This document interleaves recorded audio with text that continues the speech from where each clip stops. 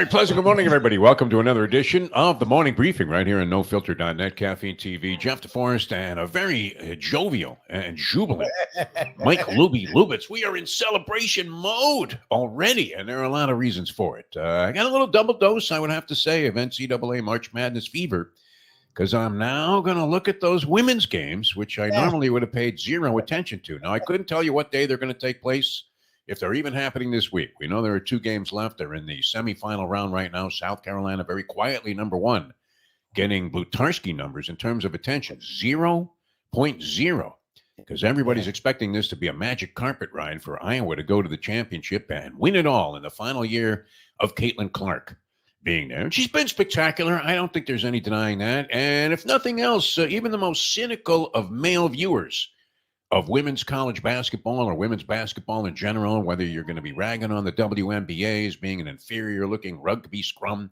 every time that you turn it on, no matter how illustrious and how distinguished and how accomplished the star players may be that are in that league. And in a college game, it was sort of a poor man's mad scramble version of that.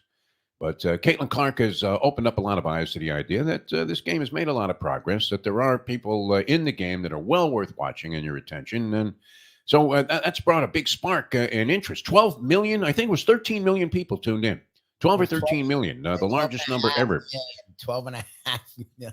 To view right there in the middle. We'll split the difference with you, Lubie, but Like that, it's still it's remarkable. It's good. It's good to see something like that gaining momentum. And even Lubie and I, who have been accused of massive amounts of gender bias when it comes to this particular subject, and maybe rightfully so. And Lubie would admit that he is far more extreme on this than I am, because I do watch some women's basketball, and I've said many times, very appreciative of the idea that women are getting the chance to play this game and see the level of accomplishment escalate is certainly a good thing. But without Caitlin Clark in there, nobody gives a shit. That happens to be the truth. And so the officials in this past game, we didn't really scrutinize this that heavily, but we had a friend of ours on who's an astute college basketball observer and would have been probably the president of the He-Man Woman Haters Club when it came to college basketball for women. Never would watch this thing, never would place a wager on it. He had money in that game on LSU. He took the money line with LSU. He was thinking Angel Reese might be able to come through again and give a little noogie there to the entire upset the apple cart with the Iowa steam that has gathered so much momentum. It seems to be a general assumption they're going to go on and win the national championship, but only favored by 2 and a hook over Gino Auriemma. Is Gino going to sneak in there and throw a little body blow and knock and derail the whole Iowa freight train that's steamrolling its way to the championship? We shall see. The coach of Iowa getting zero attention. Yes. You would like if Hayden Fry came back from the grave and was coaching the women's basketball team, nobody would know it. Exactly. It's unreal. This woman here, Lisa Bluter is her name. Is that the correct pronunciation, Lubie? We don't even know how to pronounce it. We all know about Kim Mulkey because she's coming out there in outfits that were throwaways from the fabulous Moolah, the greatest female wrestler of all time. And, calling a lot of attention to herself with all of these articles that are being written about what an asshole she is, and she's denouncing them before they even are in print. And then you had the whole thing we talked about a little bit the other day with the LA Times and this guy, Ben Bolch. Is Ben Bolch still employed by the LA Times? Does anybody know? After the dirty debutante thing, which is very much, isn't that right out of the whole Don Imus school, Lubie, nappy-headed hose? It felt like the softened down version, but from a same sentence. Well, I'll ask you, is it on that person? Because the editor themselves ran it to print. So yes. There's an editor is there to catch the stuff and go, dude, we're not putting that out there. You probably won't be punished for that. If the editor then lets it run, does the editor take the punishment, or the editor's like, oh my God, what did you do, Ben? I trusted you. I trusted you. Somebody should have read this column before I went in the newspaper. You would have to think that the LA Times, as scantly staffed as newspapers would tend to be today, with all of the layoffs that have happened and the trimming down and the fact that they're not selling a single copy outside of the newsroom itself, you would have to think that they still had people that would want to scrutinize what the hell was going out there in print every day, especially with the tendency, right? I mean, you're talking about the Phil Collins Society, right? Sue you. Who can I sue? Everybody's looking to sue somebody. Exactly. How could you let some shit like that go out in the LA Times? That's my thing. Disparaging remarks like that against a bunch of young women who are just out there trying to practice the virtue of competing and getting the value out of being a part of scholastic and intercollegiate athletics. You couldn't even say it. I couldn't even think of the word. That was the thing. It's such bullshit. That's still a thing. All right, but I'm caught up a little bit in that. And of course, the other matchup that everybody's looking at in the final round is NC State and Purdue. Most people think that UConn is a juggernaut that's not going to be stopped no matter what happens in that game. But it's DJ Burns Jr. versus Zach Edey. Yes. Big edge, you would have to think, to the Monster Man, no? 300 pounds of 7'4", solidly built talent that is not your usual fragile. This isn't Chet Holmgren running up and down the court for Gonzaga. This isn't some fragile guy. This isn't Wembanyama, who you're thinking, well, one good shot. I mean, how would Rick Mahorn take care of this guy? And speaking of Mahorn, it did seem like, was that Rick Mahorn in drag? That was guarding Angel Reese for a period of time in that game. Our very same friend who's now turned on to women's college basketball a little bit, what was saying when they brought in, and these were his words. I don't want to, be blamed or associated with this, but he said, and it's kind of disparaging. You don't want to body shame some college girl, but he said, when they brought in the fat chick, did you notice? She was just in there to do a hatchet job. I mean, literally, it was Bill Laimbeer on Larry Bird. Just in there to body slam Angel Reese to the ground, which he nearly did. And you didn't see many whistles being blown during that period of time. The officials were clearly instructed in that game to make sure that Iowa made its way into the Final Four. Otherwise, how many billions of dollars in revenue would have gone out the window? And everybody would have been upset about that, including the powers that be in the NCAA. So I'm sure they will assign more officials to be heavily biased for Iowa in this game coming up when Iowa has to take on the University of Connecticut. And who wouldn't want to stick it to Gino Auriemma anyway, right? Yeah. But this Lisa Bluter, I mean, she gets the benefit of all of this because she's got Caitlin Clark on the team. Doesn't she look like one of the nuns that was in the Blues Brothers movie, right? Do you think you're at Pilgrim Baptist when you see this lady? You didn't know if it was the coach of the team or if that was Sister Jean and she had changed allegiance because she wasn't really sure that Loyola of Chicago fielded any kind of a competent women's team, so she adopted the Iowa Hawkeyes instead. Anyway, a little dose of fever there. Now, if you were in the mood to make a bet before this all got underway, last night was a perfect example of why it's not called winning. And that would be people, and I love this when this happens. I like being around the sports book when this particular thing occurs where, can you imagine if you went up to the windows last night in some sports book and said, Wizards money line? Oh my God. Oh Jesus. Whoa. The hapless Wizards were taking on the Milwaukee Bucks. Doc Rivers trying to right the ship with this team. You got Antetokounmpo and company coming into town. The Wizards have been horrendous. They've been losing by double digits in virtually every game. They have, if not the worst, among the worst records in the NBA this year. And of late, they've been getting cremated. They've been getting annihilated. They've been getting flattened. They've been just getting doused in a series of hideous, lopsided losses. So the money line on the Milwaukee Bucks, you had to lay 1,000 to win 100 last night, Lubie. 1,000 to win 100. They were 10-1 favorites on the money line. You weren't getting that kind of price if you were betting the Wizards on the money line, but who in their right mind would bet the Wizards on the money line? And that's what happens. I love this when this occurs. Guy comes up to the window. He's online ahead of you. He goes, Wizards, money line, give me 200 on that. Mm-hmm. And immediately security comes and they start doing bodily checks on this guy to see if he's actually functioning, if all of his organs are working properly. And then they do a little brain scan. And you have the guy that's taking the bet. He has to get disapproved because they're not allowed to take bets from people who are known to be psychotic or have just escaped from mental institutions.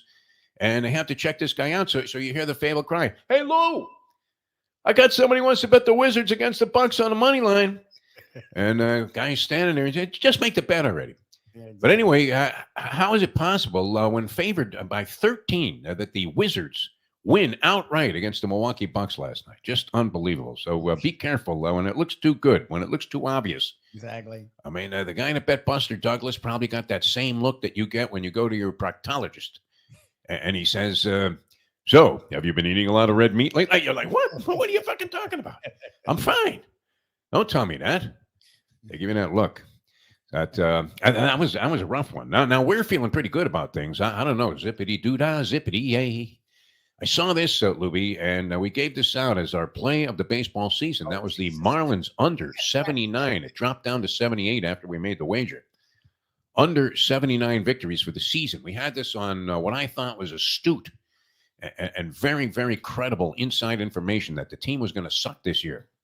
Now, there was reason to believe that anyway, because they were phenomenal. They had so much luck. I had never seen better results in one-run games. In fact, they may have done something that was unprecedented, would you say, last year with the one-run results? Yeah.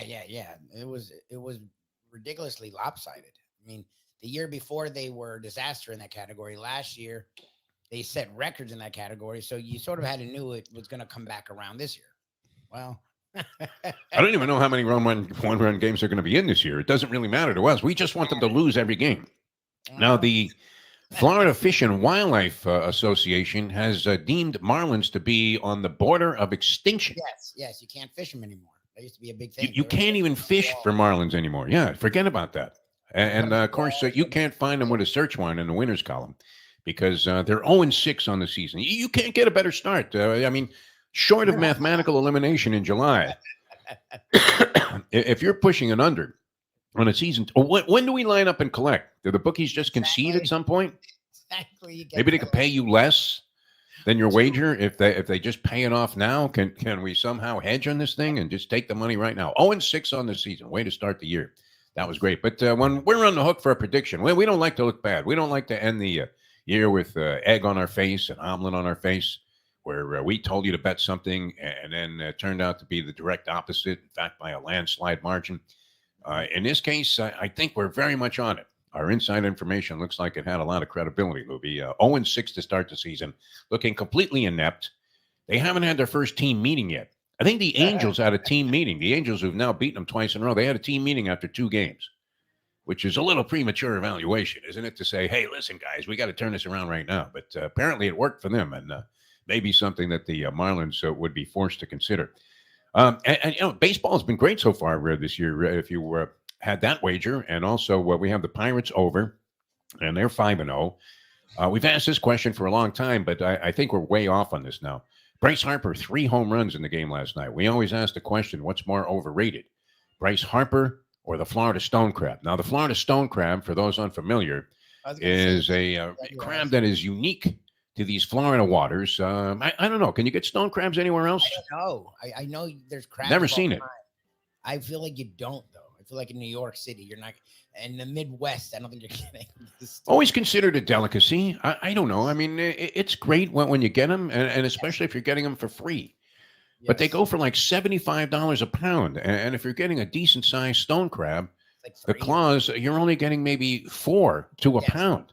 Yes. You're talking about 1 crab claw, and it's costing you $15. What the fuck are we talking about? Deadliest catch here? Did somebody have to go out into seas where you got a rogue wave at 100 feet? Hey, rogue wave, everybody hang on. What do I look like, Billy Tyne?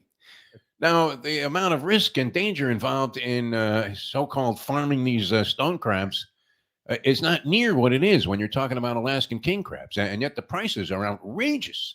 Yep. So we always thought it was an overrated delicacy. I don't know. Caviar doesn't really do much for me. It's very expensive. The stone crab, extremely expensive. When you have them, like I said, somebody gives you one at a party, great, man. I loved it. Do you have a little more of that mustard? Exactly. But other than that, highly overrated, especially at the price. So we always thought that Bryce Harper was in that category. Then he wins an MVP, and he helps carry the Philadelphia Phillies into 2 postseason runs the last couple of years. Going to the World Series a year ago, he was great. So we had to exclude him from that conversation. And then Juan Soto, I guess, seemed like the logical candidate to replace him. A guy hitting like 265, maybe he hits 30 home runs, great, but he's a good ball player, but I don't know that he was worth it for San Diego last year, what they were paying him. Did he really deliver for the San Diego Padres? No. They can't afford to keep him. He's got 1 year left on his contract. He's playing for a contract this year. And so far, as we try to put him in the equation as a substitute for Bryce Harper, most overrated player, he's been brilliant for the New York Yankees. Yes, they're talking about extension. Yeah. I mean, they're already ready to give him like $800 million. Here it is, man. Cashman just came down from the booth. He's got stacks of cash, suitcases full of cash to give him because he's been carrying the Yankees off to, I believe they're off to a 5-1 start. Mike Lubie, which has everybody in New York thinking they're going to do it. The other thing, too, that happened last night, and this is interesting because a lot of juxtaposition for position in the NBA. And has that just not added a real crucial element? We've talked about this many, many times. You're always looking for ways to make the regular season more relevant, more significant. Yes. And usually you would think it would be diluted, any meaning of the regular season, if you added more playoff teams in. But the way that Major League Baseball went about it, and then in basketball with this play-in tournament where you have the play-in games, it's actually helped. Yeah, has it not? Shit about the 6 seed. Now it's like, fuck that. I don't want to play another. The Heat ended up playing 2 extra games last year. Like, why would you want to play more games when you're fucking already tired? You skip half the season as it is now because it's too many games. You want to play 2 more? I think, I don't know if it's made people watch more. I'm not sure ratings wise, but it's made it more interesting and it's made people check the standings a lot more. Right now, the East is a fucking disaster. Yes. And it's a big battle and a meaningful one to see if you can finish better than 7th. Yes. Because 7, 8, 9, and 10, not a pretty picture. You don't want to be involved in that. And then in the West, too, you have teams that are barking on the heels of the clubs that are in 10th place. The Warriors very much in jeopardy of losing to the Houston Rockets in that spot and being out of the playoffs altogether, which would be an even lesser distinction than playing in the play-in tournament. But where it really puts the heat on is the teams that are battling for 6, 7, 8, 5, 6, 7, 8 in there, and that's very, very close. So the return of Joel Embiid certainly is significant for the Philadelphia 76ers. And he came back like he really hadn't missed much of a beat there. Had 25 points in the ballgame last night. So that's not good. The Knicks and the Heat, the Knicks have been plagued by injuries. In fact, I don't even know if plagued is a strong enough word because they've been missing Julius Randle and Anunoby, who they traded for, who looked like he was the perfect complement to the talent that they already had on the roster. Now they've been getting a great season out of Brunson. MVP candidate, you would have to think, although not going to be close in consideration. But who was more valuable to a team this year than Jalen Brunson has been to the New York Knicks? Really good. You couldn't make a case for very many, that's for sure. But he won't get that kind of consideration because we're talking about superstars that are going to be in that category. Knicks in Miami last night to take on the Miami Heat, who are also in a very similar circumstance where they're trying to dodge being in the position that they were in last year, where they ended up almost getting knocked out of the playoffs before they made that big run to the finals. He'd have been plagued by injuries in and out of the lineup. Lubie's been alluding to this, the mystery of Tyler Hero of the Miami Heat. Don't even talk about it. Does he even show up? I mean, does he come to the games? I have no idea. I didn't see him. I watched a lot of last night's game. I didn't see them paying the fucking Hero. I don't know what the hell's going on. Yeah, I saw no reference to him, heard no reference to him. They got a bunch of guys that are going back and forth to Sioux Falls, and they're making contributions. But the Knicks battle back. They were down 12 in, I want to say, at least the late third quarter, early fourth quarter of that game. They battle all the way back to get even. And this is, again, the treachery of making wagers. They were only getting 2.5 points. You're thinking, wow, my life is saved. My money is not going to evaporate if I had the Knicks. And what's odd about going to a game in South Florida is that you will find more Knicks fans at the arena. As popular as the Miami Heat are, and Heat culture has pervaded and worked its way all around of South Florida, perpetrated its way all the way around South Florida. Still, people don't give a shit. Well, once a New York team comes to town, boom, all of their fans are in the arena. I don't know what happens. People give a shit. There are still more Heat fans there, but yes, it's for a team that has been down as long as the Knicks have been. It's interesting that they still come out and support as much as they do on the road in Miami. Yes, they made that run. The place was rocking. Annoying. It was annoying. I will say. But they end up losing by 10 points. The Heat got a little steam going there in the last couple of minutes of the ball game. Ended up winning by 10 points. But it's interesting to see that these games, well, which normally you'd say, okay, maybe it's a little bit of a playoff preview, but they do have great significance. So I mean, the Heat are the 7th seed right now, and they're now only 2 games back of the 4 where the Magic and the Knicks are tied, and they're 3 games back of the 3. They're in the 7 seed, and with 7 games left, they're only 3 games back of the 3, which again, it seems like a big lead, but it's very, in the NBA, teams lose 3 in a row all the time. Like, to be with 7 games left from the 7 to the 3, only 3 games, like, that's fucking crazy. Like, that's just, the parity is nuts. Yeah, you have to like it. I mean, it's happened to Major League Baseball with the additional wildcard team and the fact that you have to win your division. Put pressure on all of these clubs to go ahead and extend this thing all the way through. How many times have we seen decisions in terms of who's going to the playoffs and where they're going to be and whether or not they're going to be involved in that first round, which is always treacherous? The short best of 3 now used to be just a 1-game playoff proposition, but what we've seen the significance of it come down on several fronts right to the last day of the 162 game season. Yep. So it's one of those weird things where you think you're bastardizing the whole playoff process by putting more teams in, and yet they did accomplish in a few of these leagues. They were talking about expansion of the playoffs in the National Hockey League. I don't know that they need to do that so much because you have more than half the teams already in the playoffs. Exactly. Same thing in the NBA. No, that's enough. So, I don't know that you need to put more teams in, but the circumstances by which you make the playoffs seem to have definitely been beneficial in terms of creating excitement about the regular season. Because here we are, we're still talking about these games being big, Lubie, which is kind of interesting. All right, we have to run. The fever, I don't know. It's kind of overwhelming a little bit, this NCAA fever. Friday, it actually was very smart on their part. Yes. Friday night is when both games are. Oh, the women's games, yeah. Yes. All right. Again, is Tim Donaghy going to be the lead official on the Iowa game? Because somebody is going to have to steer them right into the championship game against South Carolina, which I've never seen a team that was undefeated. I mean, imagine if Bobby Knight's Indiana team that went undefeated. What year was that? It was in the 70s sometime. Was that 76, somewhere around there? I've never seen an undefeated team like South Carolina get as little attention as they're receiving so far, in spite of the fact that they would have to be heavily favored over either of the 2 teams that are going to square off. UConn, I don't know about heavily favored, UConn or Iowa, but you would have to think that South Carolina is going to be, what, a 4, 5, 6 point favorite over either of those clubs? Yep. And yet they haven't been mentioned. You wouldn't know that they were still in the tournament. I forgot they were in it. I forgot because, again, when they did the Elite 8 games the other night, the 4 biggest stars of the sport were on display that night. Yes.